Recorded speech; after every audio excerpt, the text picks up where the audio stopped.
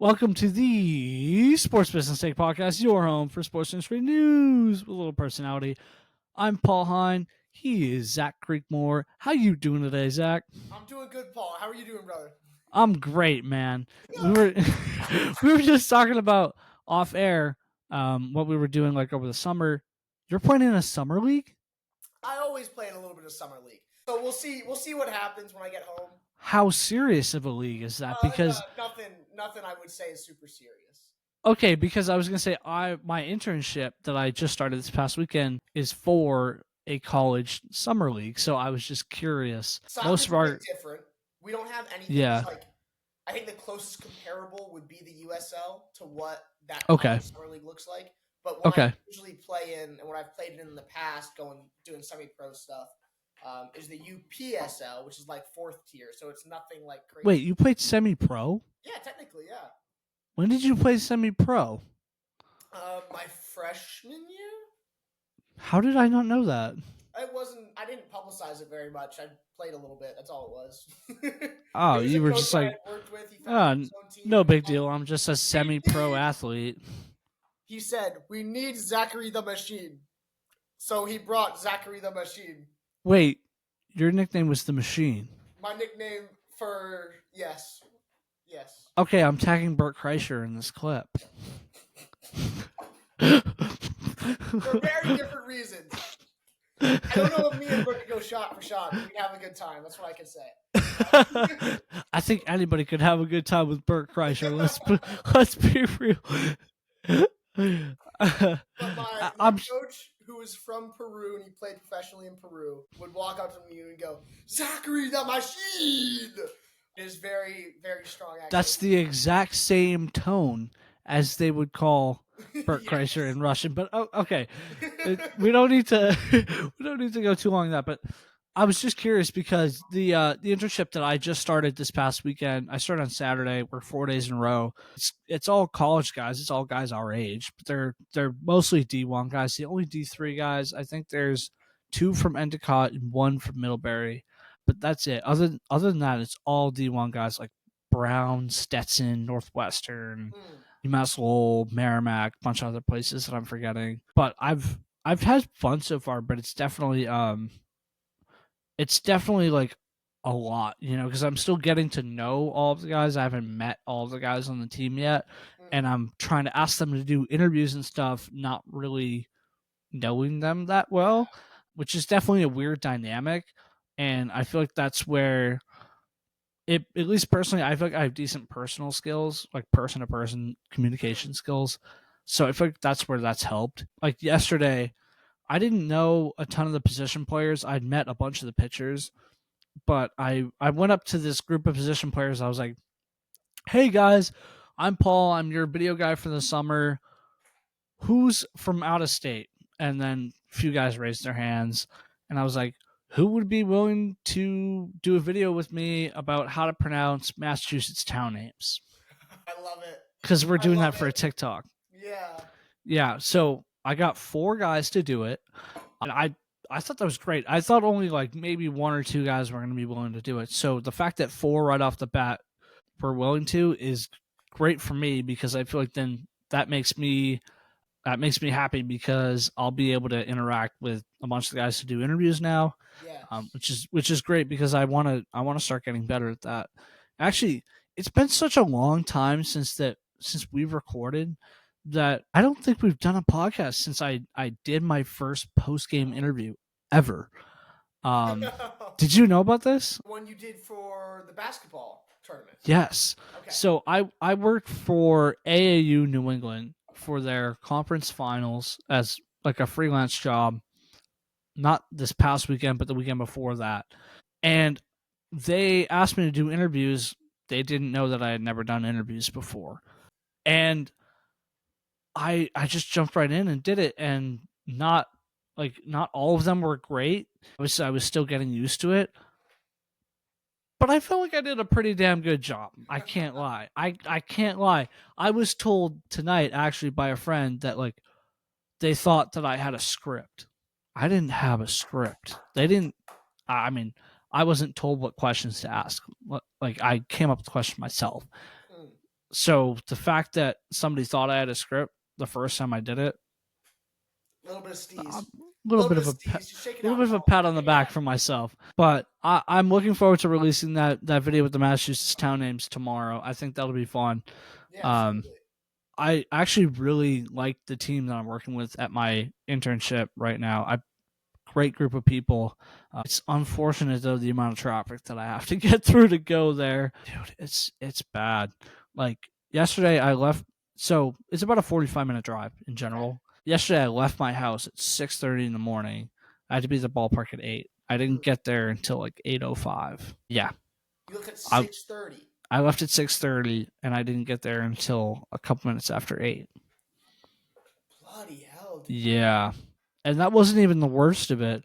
I have a couple colleagues that are like an hour away and it took them 3 hours to get there. That Yeah. is nuts. Let me put it this way. I'm just happy that most of our games are at night and not at 11. You leave before the rush hour traffic and you're not doing Yeah, yeah. I didn't realize how bad it was. Mm. But I'm getting great experience doing what I'm doing. So at least that's the good trade-off. I feel like we're already on the way to making a lot of great content. We have a list. We have a Google Doc with like a list of probably 30 or 40 ideas. Love it. At least of like videos we could do with interviews and different things. A lot of mic'd up stuff coming. So check out the North Shore Navigators Instagram page. That's where we'll be posting a lot of it, and TikTok too. I want to do a lot of TikTok stuff. But have you started your internship with AC yet? I've been talking about myself for like 5 minutes now. And for everyone watching, like this is the type of thing where you go and you take an opportunity and you can build something really special for yourself. Yeah. Just like I've done in the past with ACC, and just like what Paul's doing with the Navigators right now. Right? Yeah. It's a really unique. Sorry, it had just been a while since we had caught up. Absolutely, so. Paul, you're catching us all up. This is what we're here for. This is the sit down, have a cup of tea, and chat session. All right, and that, in all honesty, if the podcast becomes that, I'm totally here for it because it's a vibe and it's a good time. Right? Yeah, no. And we get to talk especially with our main topic today. I feel like that's more of like a casual conversation topic. Yeah. I mean, I have so many facts written down here that I want to go into. Like the most important part of this topic to me is like the hypothetical questions of what does it mean. But before we get into that, I want to hear about your ACC thing because I totally cut you off. No, you're totally chilling, dude. This is what we're here for. As most of the viewers know, I've worked with ACC for a year, 2 years. No, going on for a year, just about now. But once I get back home, I'll get back in the groove, get back in the office, and we'll see what happens, right? Hopefully I'll have good news in about a week or so, or 2 weeks or so, but we'll find out. I'll keep my hand, my deck of cards quite hidden and shuffled for right now. And then I'll have a lot to reveal in a little bit. I like that. Okay. Mysterious. Keeping it mysterious. I like that. So I want to say something before I forget. I'm wearing a Celtics shirt tonight. The NBA finals start tomorrow, and I am so hyped because I need this championship. Like you don't we've had a drought, okay? We have had a drought around here for I'm spoiled, but the Celtics in particular, every year they get so close and they just can't get over that hump. I think this might be the year. But I like the backstory behind this t-shirt because I don't know if I at this point said this on the last podcast or not, but I was able to go to one of the games against the Cavs in that series, and there was, you know how they throw the t-shirts into the crowd? Yes. I was looking down at the floor to the guy who was throwing the t-shirts, and then out of the corner of my eye I just see something fall right next to me. I'm like, no way. I look down on the ground, I pick it up. I'm like, no way. I can't believe that I have one of these. That was a bucket list thing for me. Like, I swear to God, that was a bucket list thing for me to get like a t-shirt from a t-shirt throwing contest. So I don't know. I just got reminded of that because I was wearing it. But Be for you that you're going to start your ACC thing soon, and I'm sure you're going to do great work for them, and we're both going to have a lot of interesting content to show for ourselves at the end of the summer. Are you doing any interview stuff? I'm just curious because, like, since I was just talking about like my first couple of times doing it, I'm curious if you have that. Do you have like any of the mic setups or anything? Don't have. Will I have? Maybe. It depends what my role ends up looking like, right? Right. Because, again, I think we've preached about it. We've talked about it a lot. We want to be multifaceted individuals. And for me, part of being a multifaceted individual was going into social media work and doing all of this. It really Me was, I too. really just want to be multifaceted so I can do this. It gives you such a well-rounded skill set. Exactly, right? So part of it for me was it was something I wanted to learn. Is it something that I want to do for a career? I don't know yet, right? I'm young. I'm curious. I'm interesting. Is it something that I can do for work? Yes. Is it something that I will do for work? I don't know. I'm right now. I'm a lot more into a brand management type concept, which definitely has social media as part of the role, but Yeah, goes I was going to into say a that's a lot big part more of of it. the community and the business building aspect where you're able to go and communicate more and build relationships, right? As I always say in coaching, etc., I focus on being a relationship builder. Motivating people to get into a stadium and have that is really where I see the growth coming for a lot of the organizations I want to work with. So we'll see what I end up doing, but hopefully a lot of interviews will come their way and some interesting ones at that. So we'll see. We'll see. Yeah. It's up in the air. One thing I will say is when you're early, like if you're using mics, I have Rode mics. They're pretty good. I love using them so far. It's been a great experience. But don't forget to plug the red cord into the camera because yesterday I did. So Can't I miss got to the out. park super early. Like I was telling you before, I left my house at 6:30, so I got up at 5. Mm. Didn't get there until 8.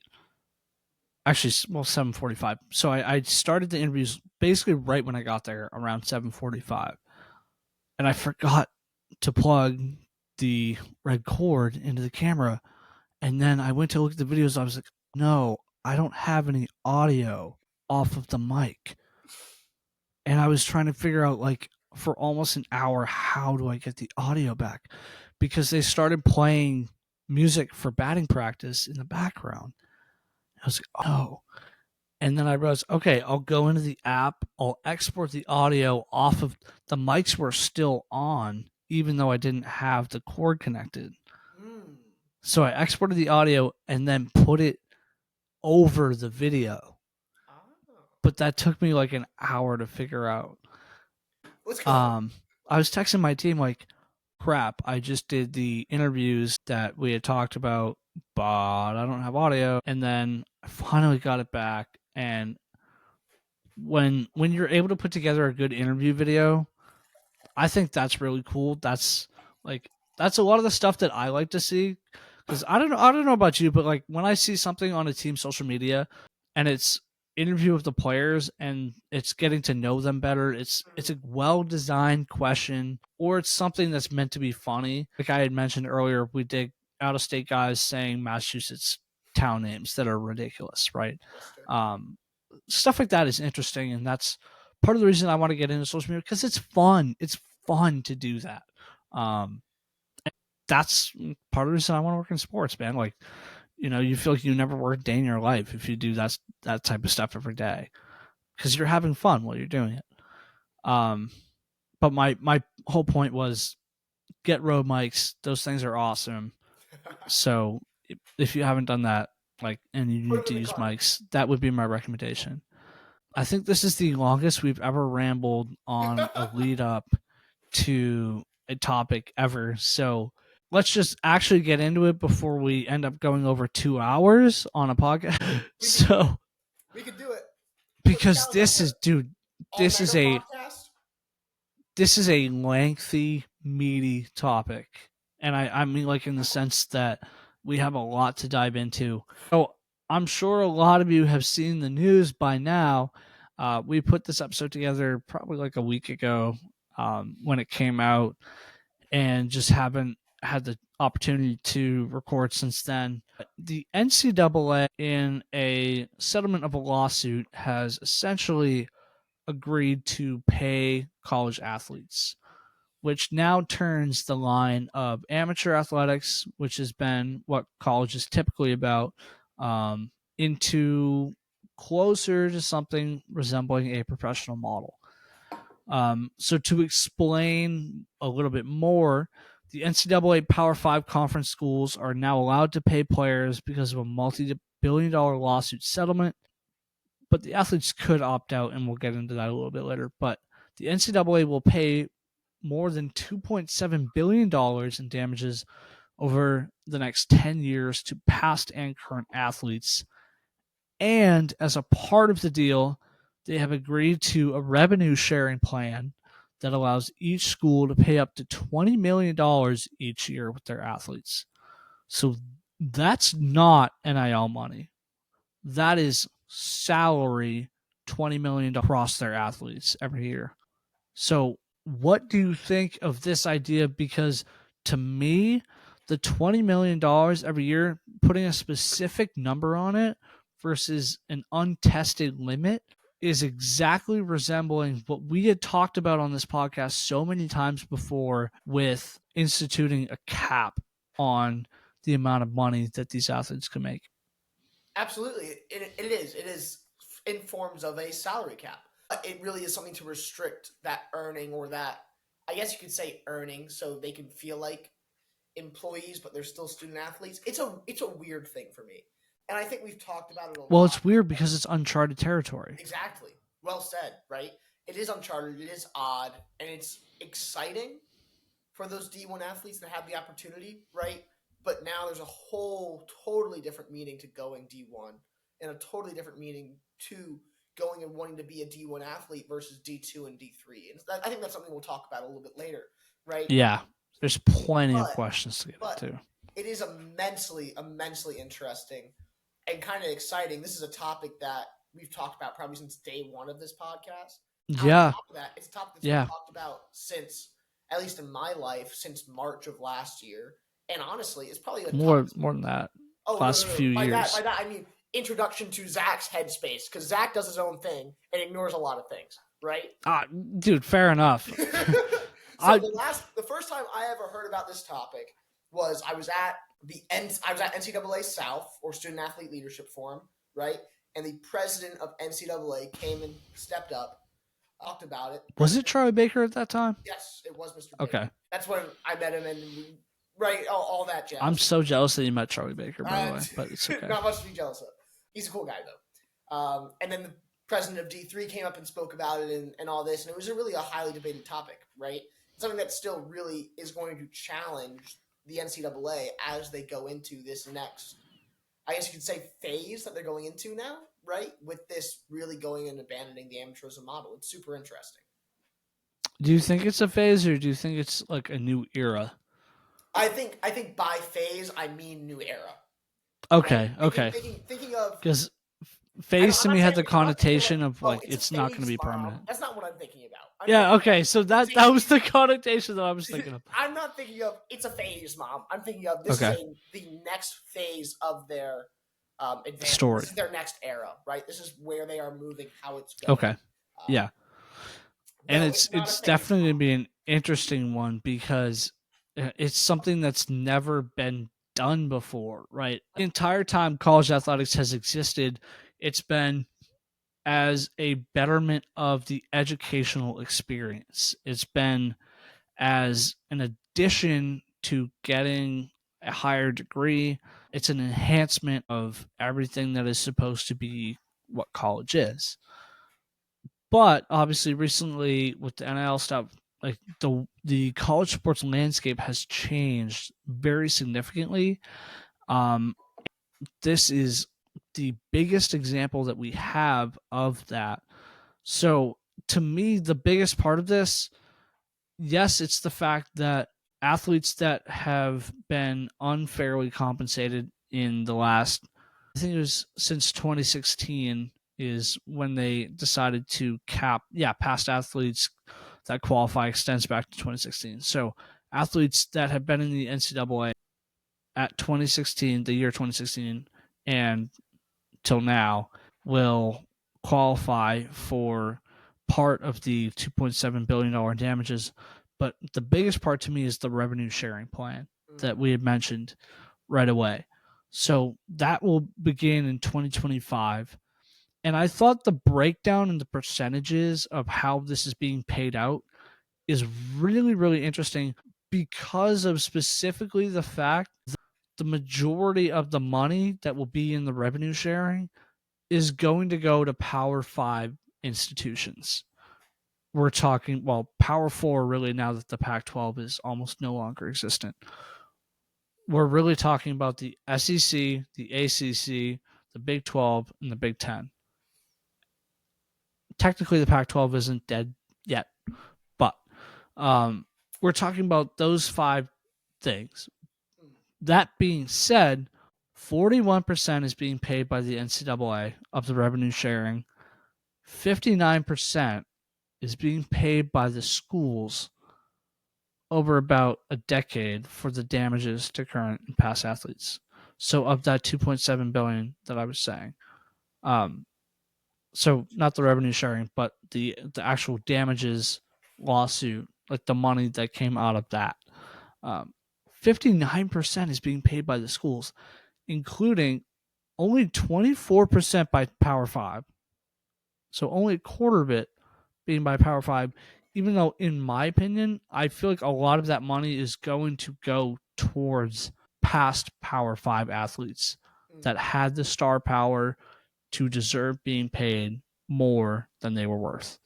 Group of 5 schools, so not Power 5, group of 5 conference schools are paying 10%, and FCS schools are paying 13%, and non-football D1 schools are paying 12%. So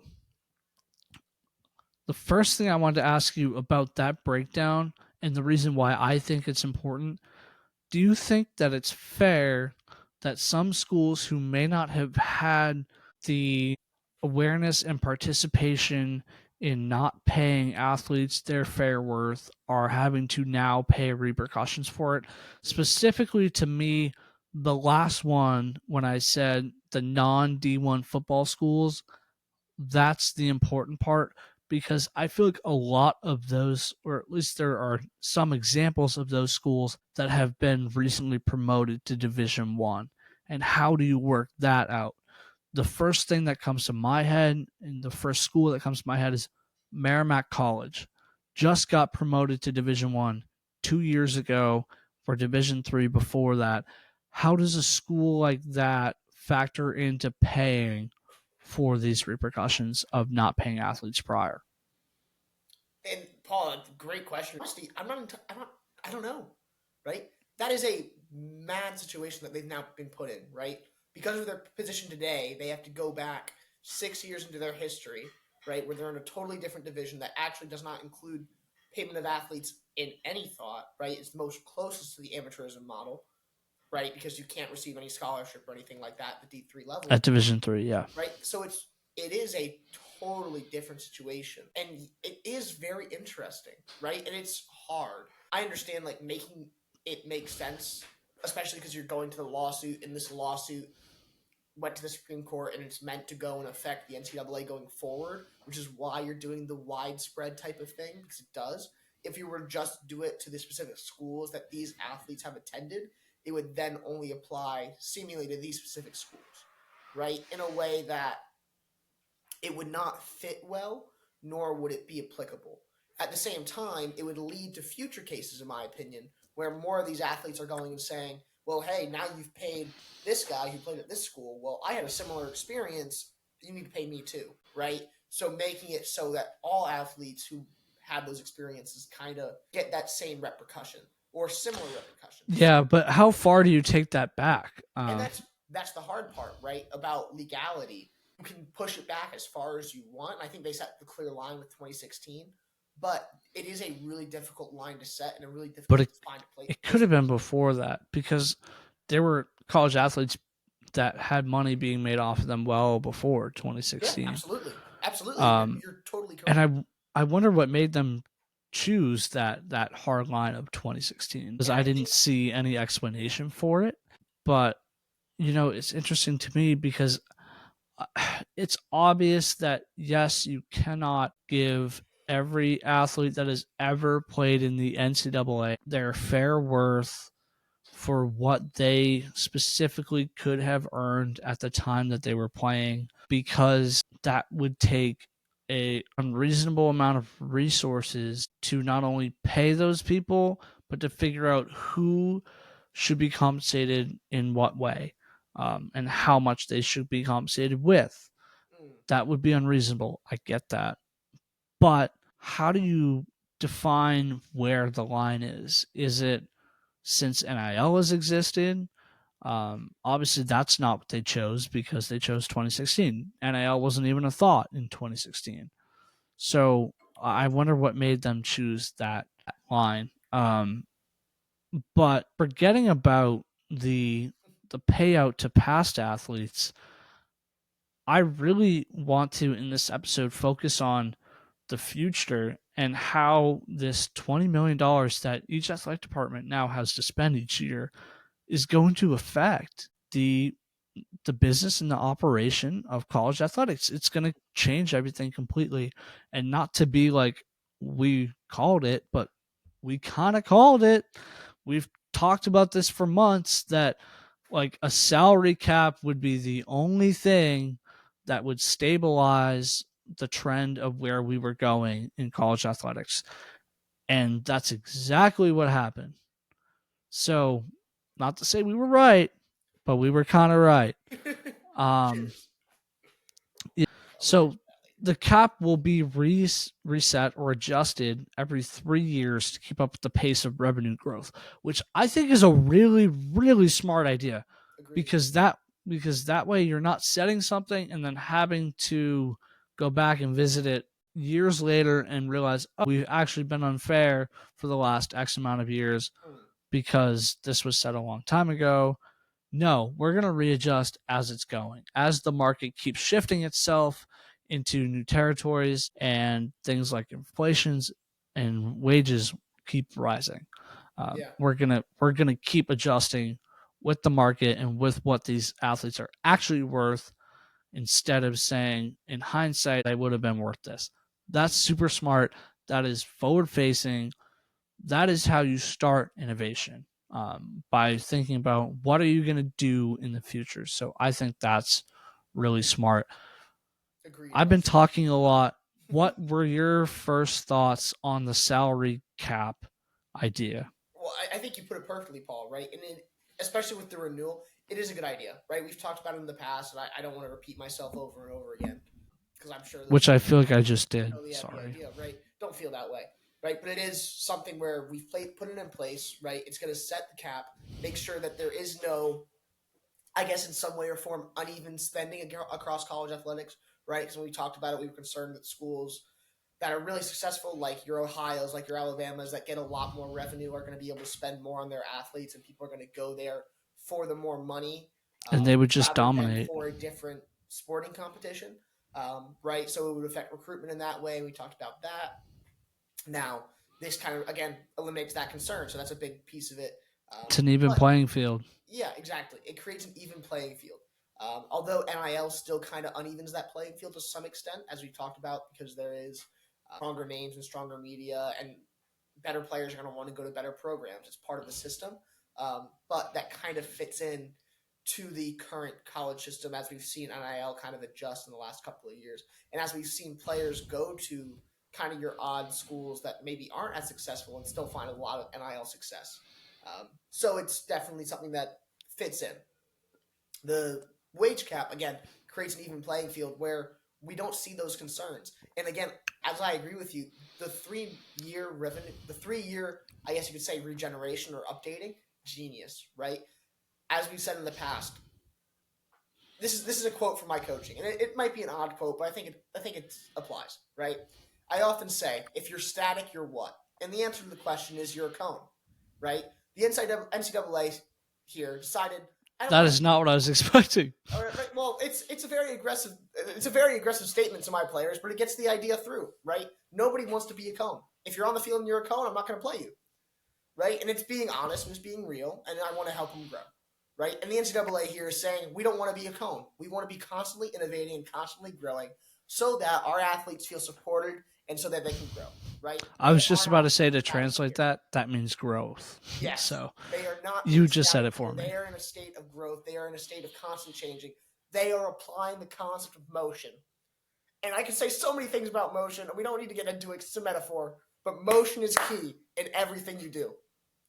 Yeah, and this is, to use the words of Charlie Baker, and I'm quoting him, an important step in the continuing reform of college sports that will provide benefits to student athletes and provide clarity in college athletics across all divisions for years to come.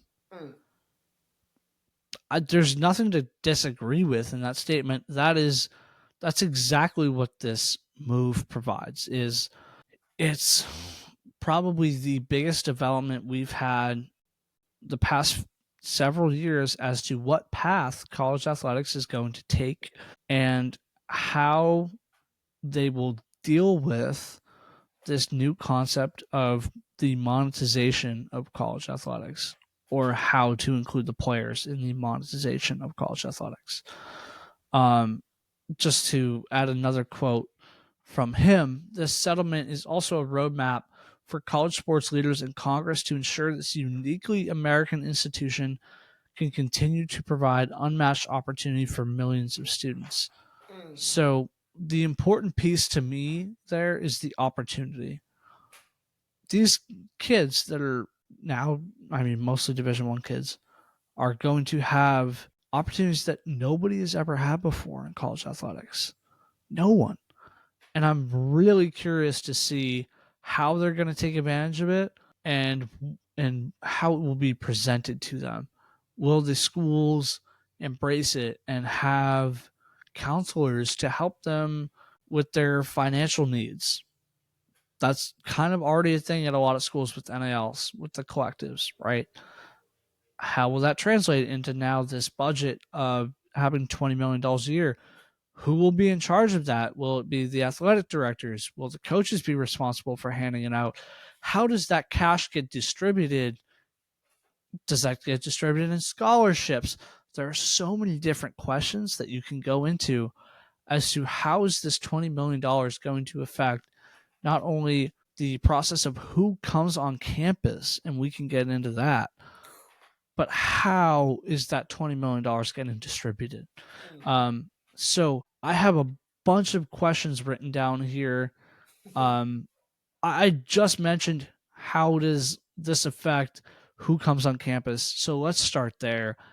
How do you think this affects recruiting and coaching now that there are $20 million to spend on players and coaches that there was not before? Mm. No, well said. It's a good question, right? And it's challenging, but again, I think it's really clear there's a flat rate of how this is distributed. I don't think it's going to be uneven in how it's distributed between two different athletes, whether they're because right, we're thinking of this as their salaried players, individuals now, right? So everyone who's part of the team, in my theory, right, would get compensated in the same way. Um, Well, or is it something based on performance incentives and all these things? But then that gets down to contract law, and it's right, here's the thing. I believe it's $20 million per school, not right. per athletic program. So I guess Correct. my question would have been, how are athletic directors or coaches going to distribute it among the programs where we know certain programs at certain schools are more revenue generating Mm. than others, right? So like Alabama football is going to be more revenue generating than Alabama water polo. I don't know if that's a thing, by the way.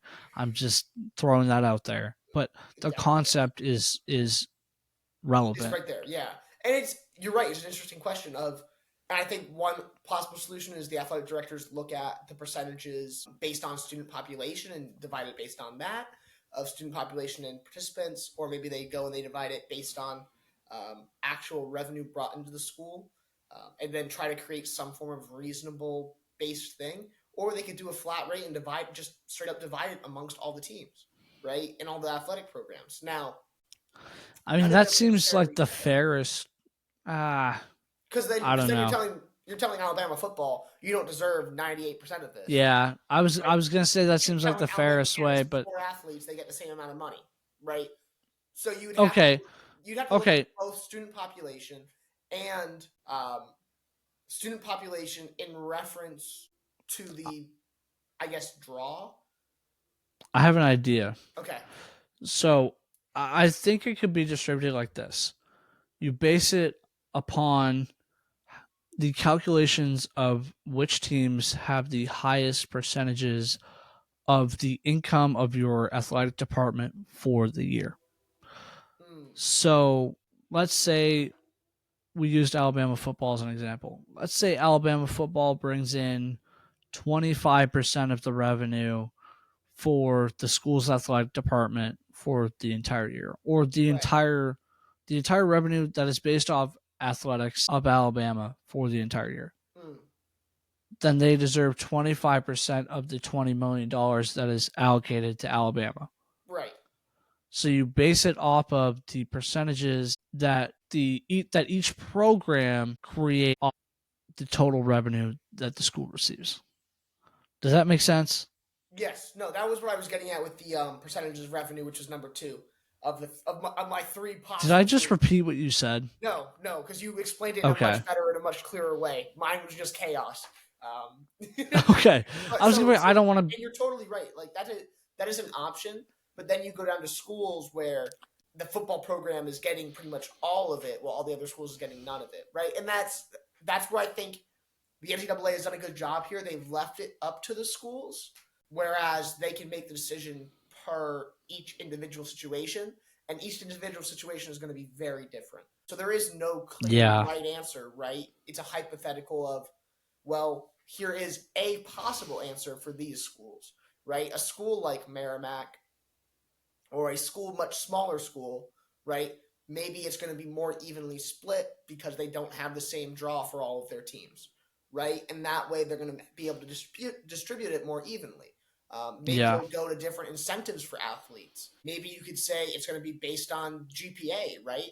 Give them give them Oh, your that's an clearly student interesting athletes. idea. And interesting, but I don't think most schools would do it because maybe No. a Yale, right? But you do it based off GPA. Like the team that has a 4.0 gets a much higher percentage than any other team. And I think that would be awesome for education.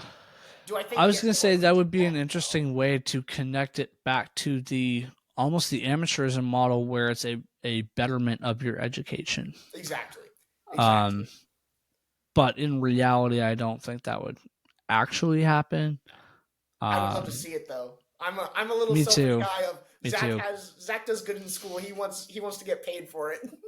But I don't think a lot of the athletes would stand for it, to be No, they wouldn't. honest. They wouldn't. Um, Um, that's not to single out any sport, by the way.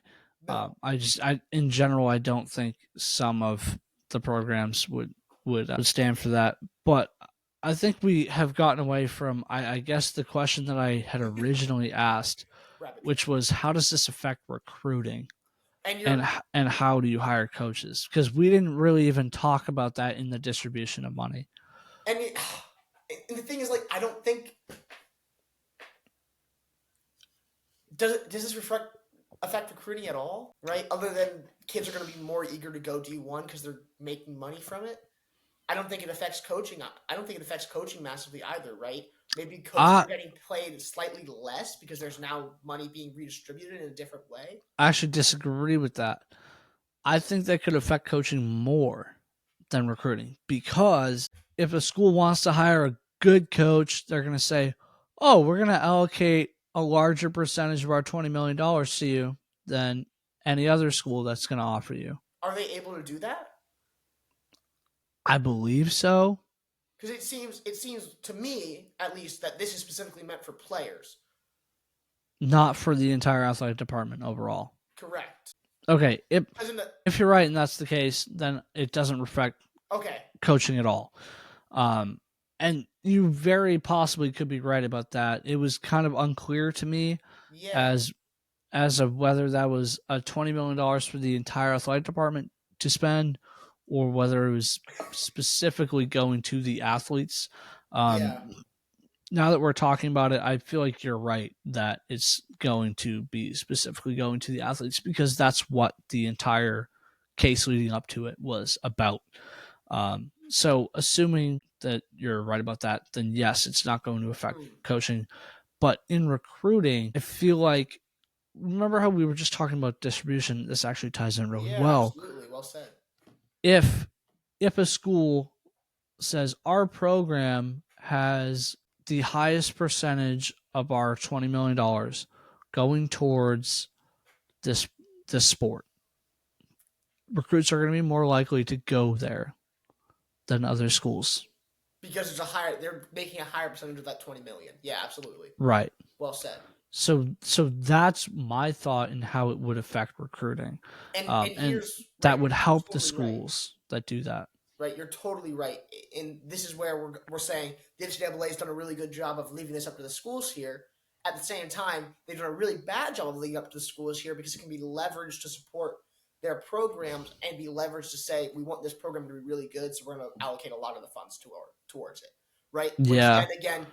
then it could tie into Title IX. It could tie into all these other things that are super interesting. Yeah, and And athletic department budgets in general. Right? And if it does apply to an entire, I guess you could say, school administration system, holy moly, we're about to see a arms race like no other, where they're building facilities and they're building gyms and they're saying, well, hey, we want to build this for our students. It's not students getting paid, but it is going directly to impact them, right? Which we've already been seeing for the last 4 or 5 years. It's going to be a totally different world in the NCAA. Yeah. Especially in D1. And there's so many questions. I don't even know where to start. So I have 3 that I want to get into. First of all, I want to mention that some of the $20 million that we've been talking about each year that each athletic department will have is some of that can be used to provide additional scholarships.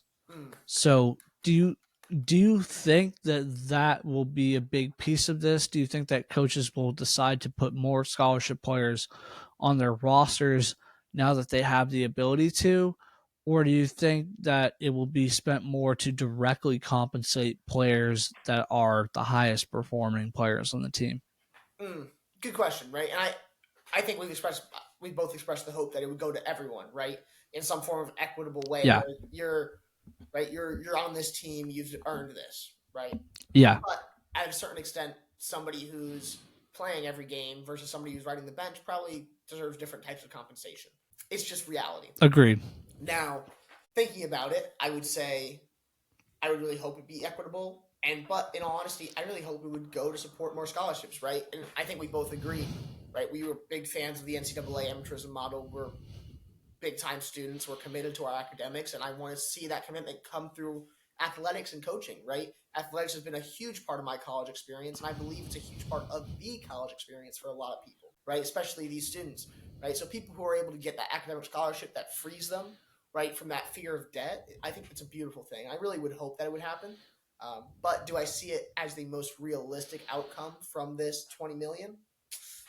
No, because people are greedy and people do greedy things. And although I could be an optimist and say, I want this to happen because I feel it's right, and I feel it's right socially and economically and societally, but people don't choose that. People pick different options, the inhumane options sometimes. And I'm going to be the optimist for once on this podcast. We're going to switch roles for a minute. I love it. I think that the NCAA did this because they're trying to do the right thing. And yes, it did take a lawsuit to get there, but I genuinely think from what Charlie Baker has said that they recognize the problem and they realize what the best solution is, and they've come up with a really good one. Honestly, like this, we've talked about it a lot on this podcast. They did a really good job with this, and I feel like we haven't necessarily mentioned that yet. Like, this is a very good solution to the problem that they had, and it's giving something to the athletes that they deserve, right?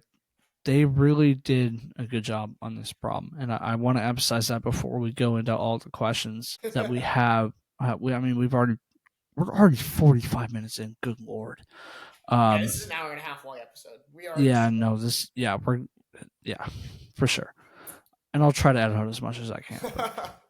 Let it roll. Let it roll. That's what we're here for. I have so many questions because it's uncharted territory, right? We don't know how this is going to shake out.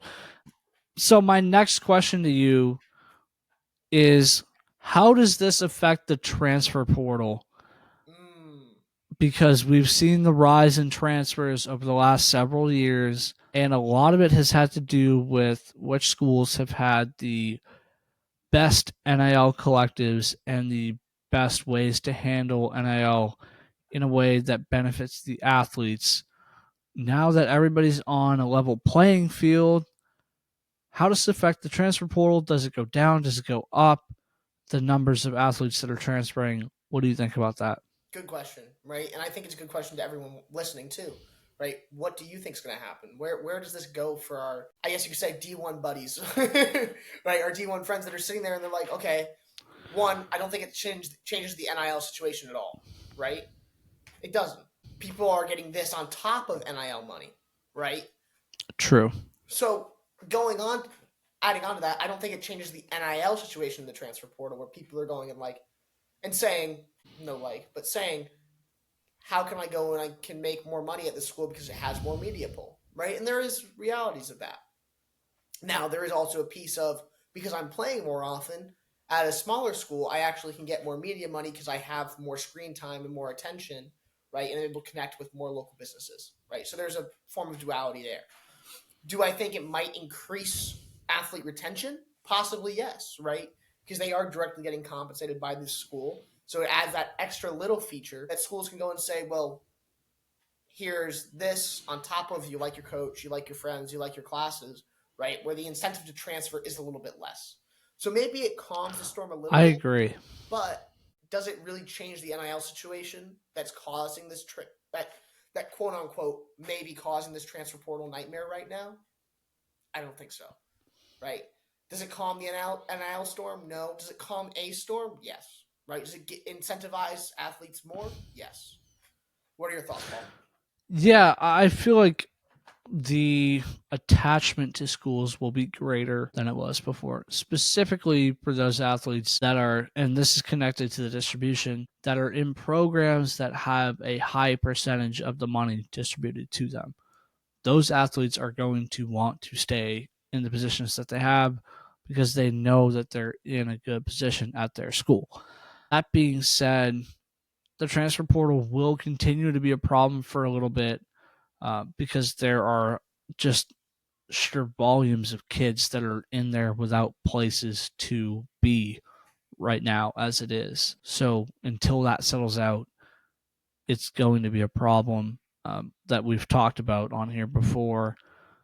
But I do think overall that it will, in the long run, decrease the number of transfers that we're seeing out of not only Division I levels, but out of Division II and III levels as well. Because of the fact that it's now easier to stay at your school given that you have some guaranteed money being there, specifically at Division I. For Division II and III, you might see more kids transferring out of those divisions into Division I's if they have the talent to get recruited by Division I coaches, because now they have better opportunities to earn themselves money due to this $20 million per year given to every athletic department. But that is a whole separate conversation of how do you think that it's going to affect Division II and III sports, because we've talked about, and that's my next question, by the way, that I'm actually asking right now, because quality transition. We've talked about on this podcast before the trickle-down effect of the money that comes from the TV deals from Division I sports to Division II and Division III sports. So how do you think this allocation of money to the athletes is now going to affect the lower divisions? And it's a great question. I think, to be totally honest, the trickle-down effect was my first thought when we asked our first question on the podcast. But I knew this one was coming, and I'm like, okay, Zach, just put it in the back pocket, wait for it, and let's whip it out, right? But before we get into that, I want to kind of talk about the concept of loyalty, right? Something that we've talked about in the past to some extent. It's a concept of, for me right now, right? Are schools buying students' loyalty? Are they buying the loyalty of their student athletes through this quote unquote paycheck, right?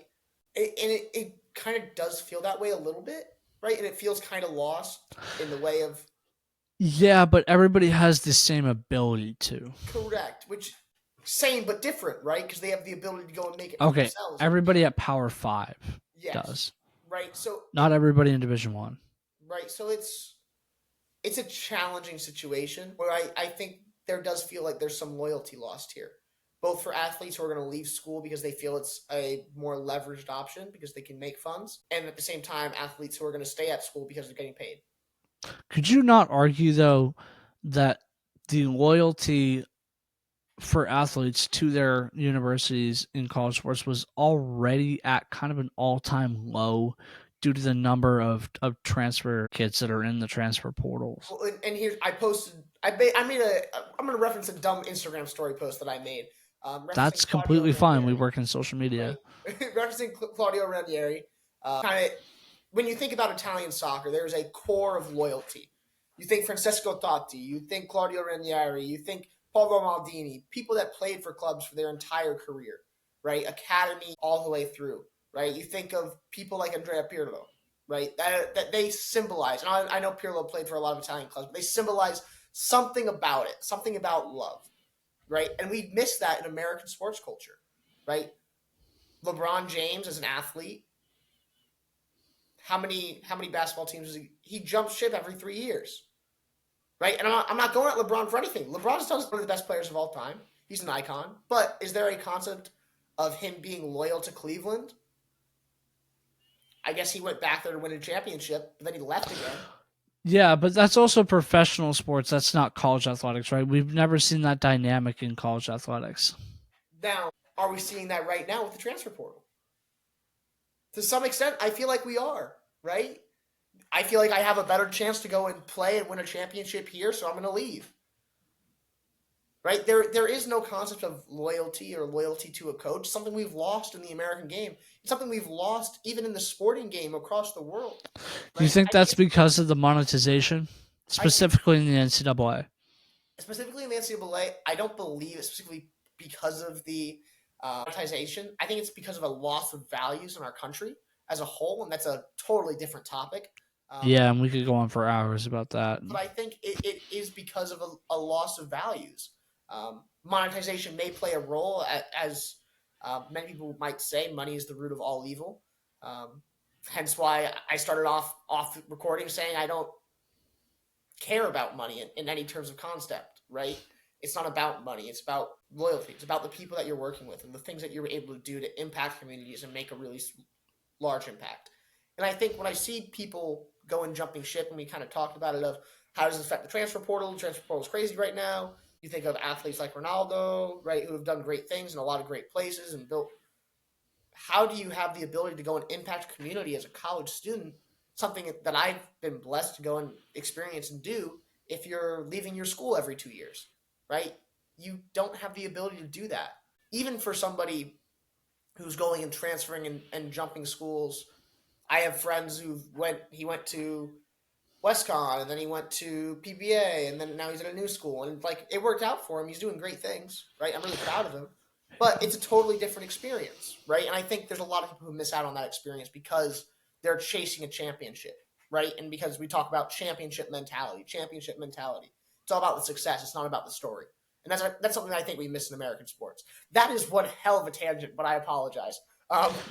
No, I mean that's a fair tangent. It's kind of ironic for me sitting here talking about the whole transfer portal when I'm transferring, but I'm not doing it for athletics. So, Well, I uh, think again, Paul, for you, it's a very different story, right?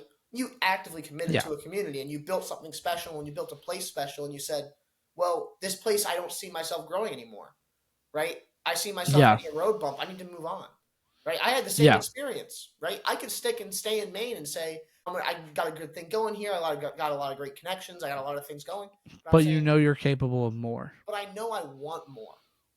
I don't want just what I have here with coaching. I don't want to just coach a high school team in Maine and be known as a great coach. No. That was my thought too. I want something more, and that requires moving to a new place. And maybe these people are experiencing that milestone every year of their life, but I really don't think they are. Which is where it goes back to the concept of loyalty of both of us have talked about it. We are very loyal to St. Joseph's College, right? We love this place as much as it's flawed, right? But there's an aspect of we didn't lose loyalty. There's an aspect of lost loyalty in sports in general right now. Yeah, but we never had to deal with the possibility of receiving more funds from one place correct over another. And I think that's where the water kind of gets muddied in the transfer portal. Absolutely.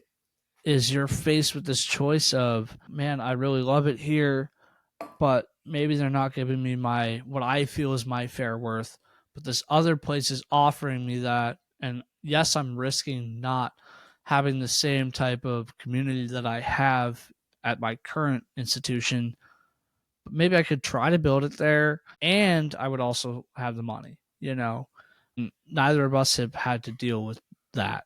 Correct.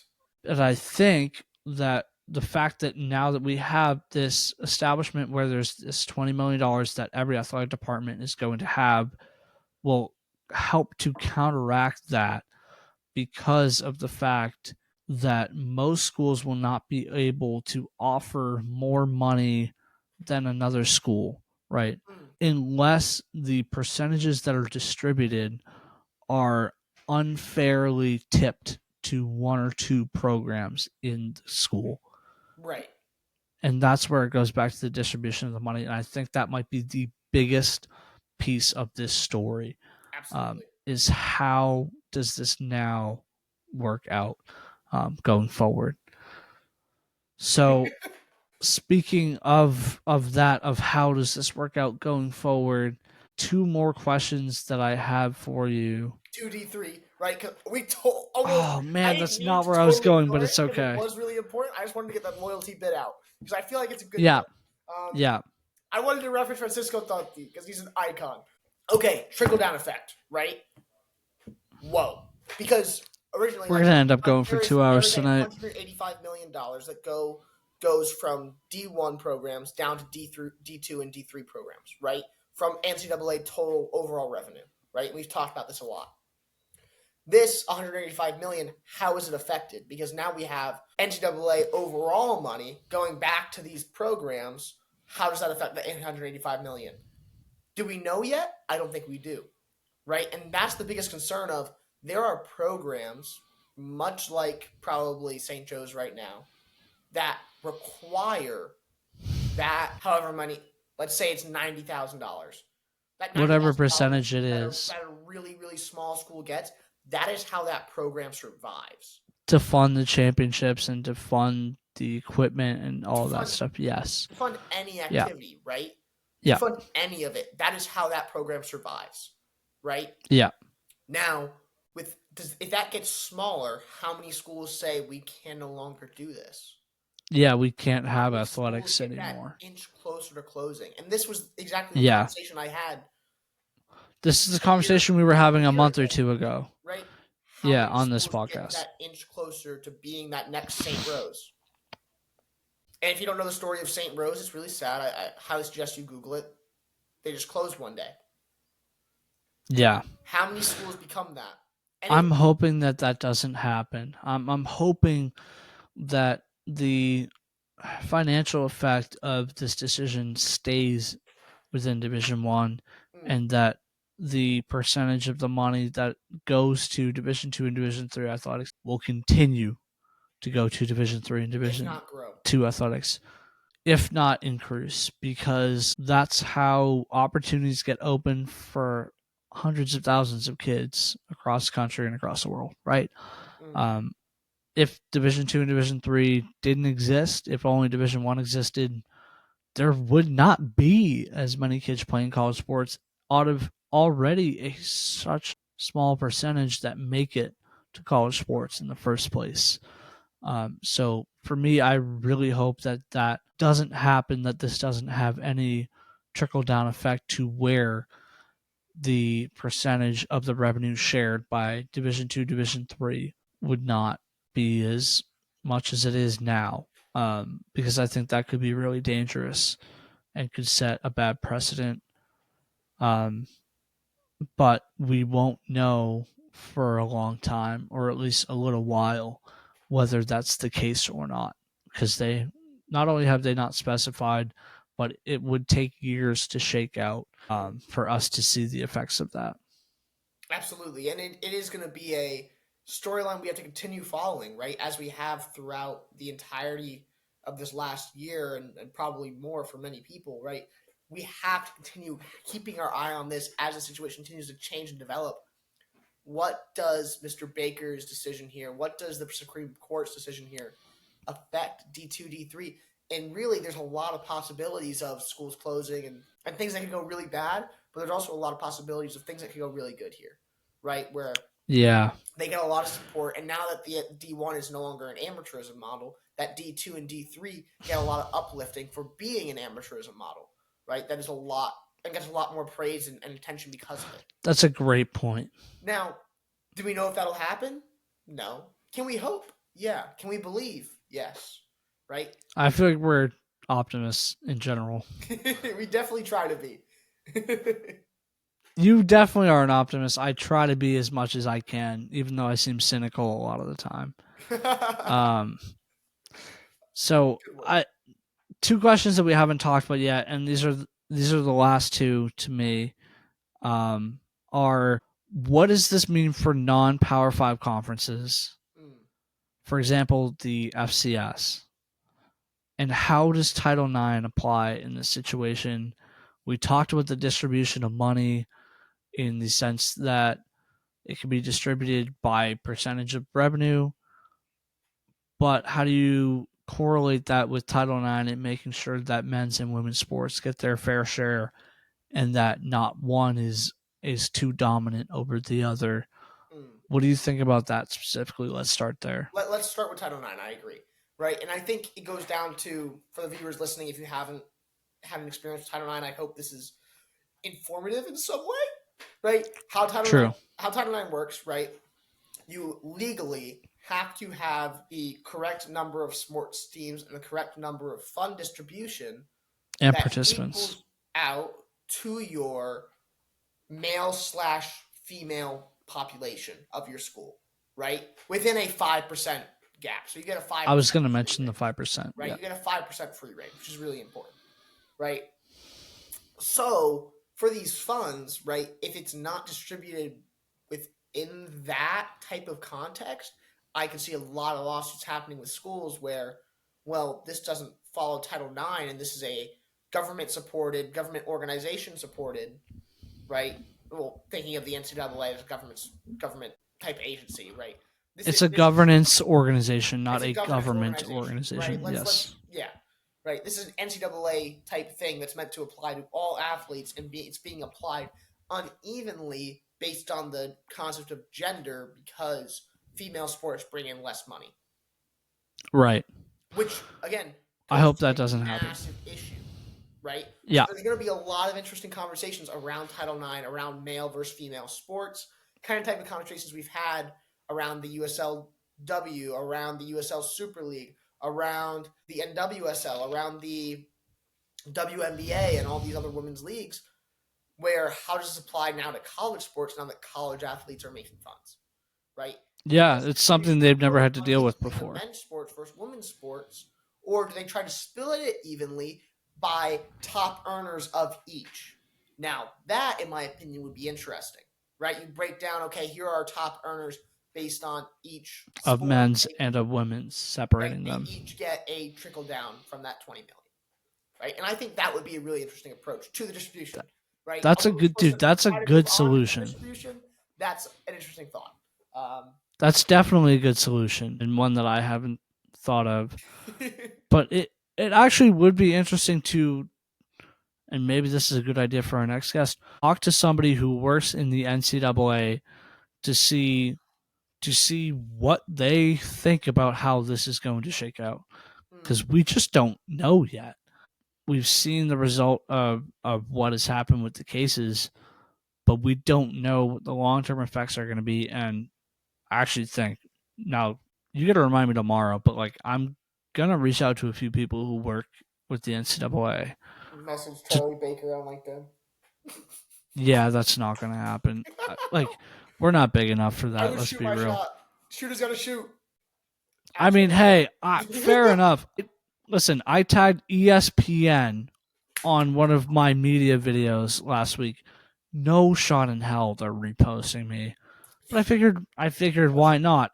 If they did, I look like a genius, and I get so much exposure. Anyway, we're not probably not getting. I can't promise Charlie Baker to our listeners, but if we could get somebody to come on from the NCAA, that would actually be a really interesting conversation to ask them: is how is this going to apply with Title IX? Because even then, that's just something that's unknown. Are they even allowed to talk about it?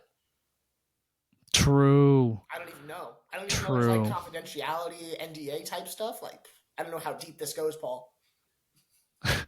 Now you sound like a conspiracy. And I'm digging with a shovel and I'm going real deep.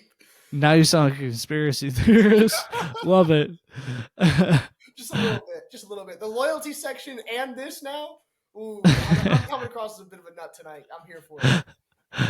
That's fine. I think this is probably one of our more entertaining topics in the first place. So back to my first of the two last questions that I had. What does this mean for the non-Power 5 conferences? Because in my opinion, I feel like this is going to work out that some of those conferences might get screwed over a little bit. What do you think? Do you think are you reciprocating that same sentiment, or do you think something differently that the Power 5 conferences, the non-Power 5 conferences are going to get their fair share of this money now? It's interesting, right? So for those that are in non-Power 5, and let's clarify for listeners, how does this directly affect Power 5 versus non-Power 5 schools? It's completely different. Okay. So in completely different of these schools get money, these schools don't. Or they both get money, they both have to distribute the money. Honestly, I think we'll have to dig into it a little deeper of how it will affect non-Power 5 conferences. Right, and here's I think that's going to be my answer for now. Even based on the legality and how this ended up falling out. Because I haven't read the court rulings. Right. So that's the one thing that I'm stick. Sure. Yeah, right. That's what I'm stuck on when I say I can't answer it right now. Is I couldn't tell you the very nitty gritty of what they said specifically to how this will affect Power 5 versus non-Power 5. Right. And also, we aren't lawyers. I'm not looking to go and read this 140-page thing. I have a friend. Yeah, that's my thing too. We can have him on. We can talk about this. Right? He'd love it. I'm sure he would. But the reality is, one, we don't know how the court casing applies to them because it isn't in reference to them. Right? It's in reference to Power 5 schools specifically. Now, the ruling seems to say we're going to apply this to all Division I schools, but it really is based on interpretation, both by the NCAA and these schools, to go and say, here's what we're actually going to do, right? Yeah. And we could say, well, yeah, they should probably apply this. It would make sense. And now everyone's getting the $20 million. Is that likely? It may not be.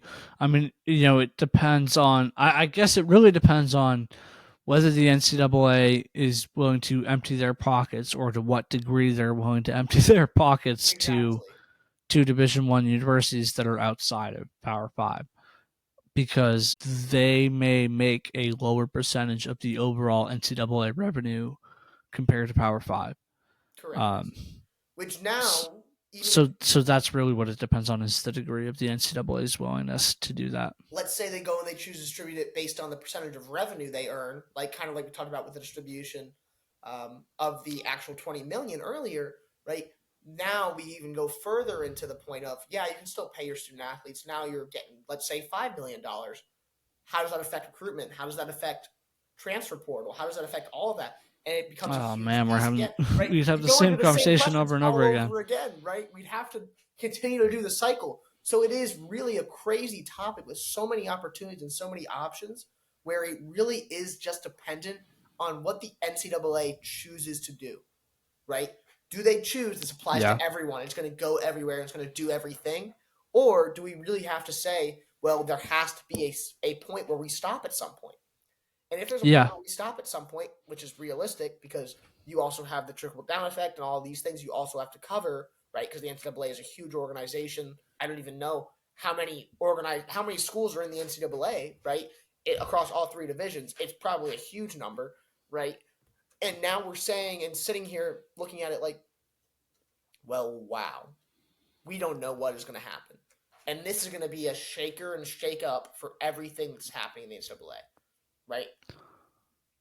352 Division 1, 313 Division 2, and 434 Division 3. So over 1,100, Yeah. 11, roughly 1,100 plus. I think it's right around 1,200 schools across all divisions, Yeah. right? And how many are in the Power 5 conferences? 60 to 100. I was gonna say around 100. So we're talking about 10%, or like a 33% of D1 schools that this is directly related to. What does that do for the other 66%? We don't know. Right. And And well, that's the a problem really challenging thing. with that is that lower percentage of those schools make up the vast majority of the revenue. Right, which is where it's saying, okay, if they're making it the vast majority of this revenue, this should still apply, right? But again, that's going to be a decision up to the NCAA and up to really Yeah. what's going to happen this next year, where we can't give a definitive answer, even though we think it should happen and we hope it does happen, because again, we want to see the creation of this even playing ground. That's something that might calm the NIL storm and this transfer portal storm a little bit, but we really don't know yet. And that's a scary Right. piece because we're in the unknown. Right. I guess the whole point of why we're even talking about this is the fact that this was the first step to figuring that out. Right. I think that's kind of to put a nice little bow on all of it. This was the first step into figuring out what the future of college athletics looks like and how do we solve some of these really difficult questions that obviously you and I have given some potential solutions to, but any one of those solutions that we give. I went down the wrong pipe.